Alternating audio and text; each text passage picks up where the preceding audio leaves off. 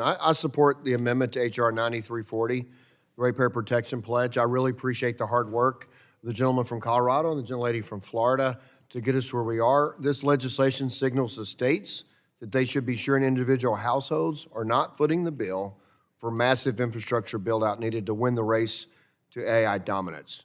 The rapid proliferation of new large-scale energy consumers connecting to the grid in such a short time has never been seen before, even exceeding our nation's response to World War II.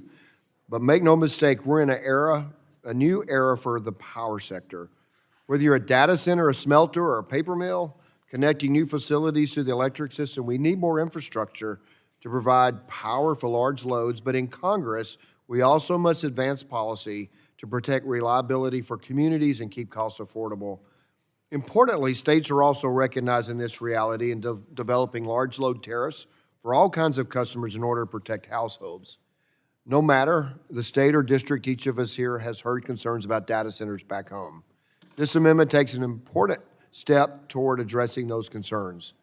We have met with numerous stakeholders, including the data center industry, the big tech, state regulators, utilities, and others. And a lot of us, when we go home, hear from the most important stakeholder, our constituents. But it has become clear that across the entire industry, there is one entity uniquely positioned to stand up for families and communities who are paying the electricity bills, and that entity is this committee and our colleagues here in Congress. President Trump called for this ratepayer protection pledge, so we're effectively codifying the principles laid out, and we've come together to agree upon those principles. And the companies that signed the pledge agree to pay for new infrastructure network upgrades needed to connect the grid, and those costs are not borne by residential ratepayers. There is no question that members of this committee have worked very hard this Congress to advance a pro-innovation agenda on winning the race for AI dominance, but we are showing today that on a bipartisan basis, we can pursue an innovation agenda while simultaneously providing guardrails to protect consumers back home. As we talked about the race against China, it absolutely is true we're in a race against China. People estimate we're probably 6 months ahead if China's not catching up. And so if we did a moratorium, I think each state has the right to do what they want to do, each community, but if we did a nationwide moratorium and we did it for a year until China would be ahead, it would be difficult to catch up.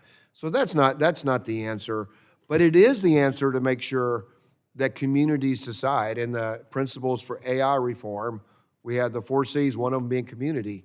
Just like if Ford wants to build a large battery plant, which they built in my district, they built it in an industrial park.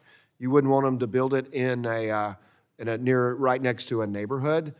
There are local community and zoning laws that absolutely have to be respected that protect that area. And in terms of permit, my friend from Florida has talked about this quite a bit, and we have to move forward between now and the end of the year on permit reform. We're going to make a move forward on that. But my friend from New York talked about the water that we had a hearing on in ONI. You know, that was a water system that had spent 7 years working with the National Park Service to try to get a permit to repair the line that collapsed. And so as we look at sometimes protecting things creates guardrails to fixing things that in the end don't protect things. And so that's all important. And I just want to finish with this time with saying, I really appreciate the hard work of every member of this committee, because the most important stakeholder in this business is our constituents, and we're all listening to them, we're all responding to them, and that is what this is about. Our staffs have worked very hard to get to where we are. I really appreciate it, and I think we're doing something big. And I appreciate the time, and I will yield back.